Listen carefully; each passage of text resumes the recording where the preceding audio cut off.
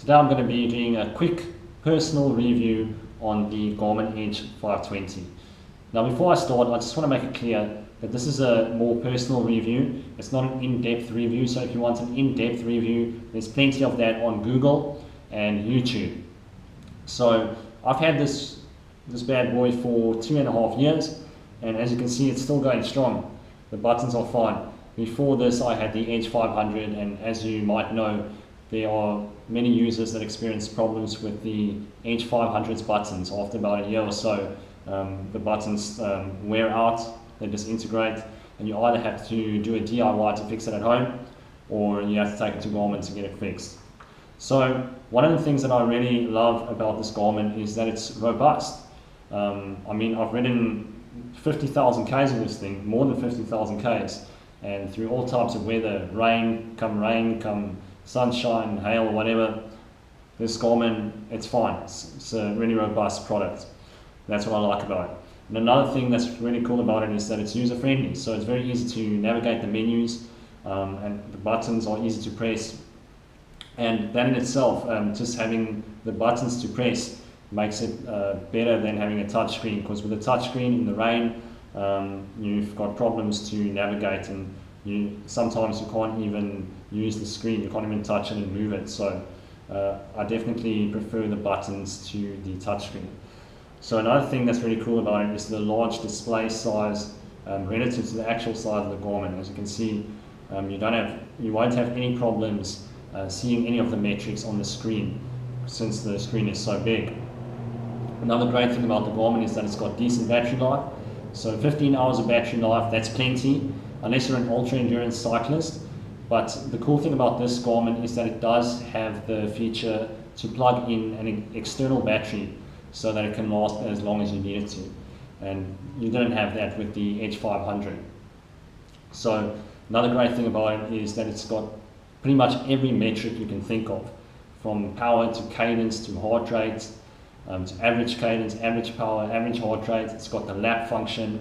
So with the lap function, if you're doing intervals, you can set all the metrics on there so you can get the average for the lap, and you can display 10 metrics on a page, and you can display up to 7 pages. So there's really no shortage of features here, and there's plenty of other features which I'm not going to list in this video, since it'll make the video too long.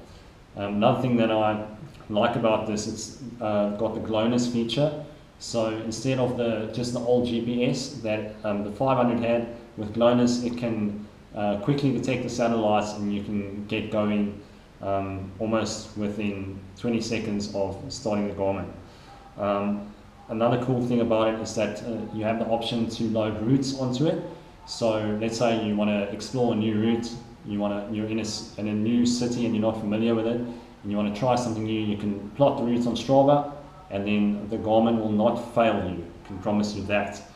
So now I'm just going to talk about 2 cons, and they might not be cons for you depending on your budget. But the first one is that it's not the most affordable product. So if you're looking for a more budget GPS, then maybe the Brighton will be a better option for you. But in my opinion, this is great value for money. And the battery life. So the battery life, it might not be a con. If you're an ultra-endurance cyclist, then yeah, the battery life is not the best. There's GPS units with more battery life out there. But 15 hours is still plenty for any cyclist out there.